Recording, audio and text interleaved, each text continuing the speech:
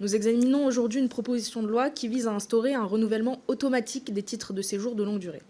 Alors oui, notre système est à bout de souffle. En 2024, ce sont près de 900 000 titres de séjour qui ont dû être renouvelés. Les préfectures sont saturées, les files d'attente, qu'elles soient physiques ou numériques, s'allongent et les dysfonctionnements de la plateforme ANEF provoquent des ruptures de droits massifs. Mais la réponse que vous proposez n'est pas la bonne. D'un dysfonctionnement administratif, vous tirez une solution idéologique. Supprimer le contrôle, renverser la charge de la preuve et considérer que tout renouvellement doit devenir automatique, sauf si l'État parvient à démontrer qu'il doit être refusé. Or, je rappelle qu'en 2024, le taux de refus des titres longue durée était déjà infime, 0,8% pour les cartes pluriannuelles, 0,5% pour les cartes de résident.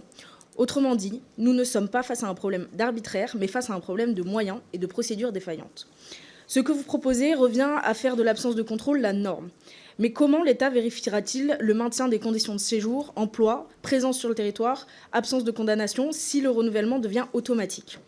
Vous créez un angle mort qui affaiblit la crédibilité de notre politique migratoire, déjà mise à rude épreuve. Car le problème, en réalité, n'est pas le délai des renouvellements de titres de séjour, mais bien le nombre de demandes.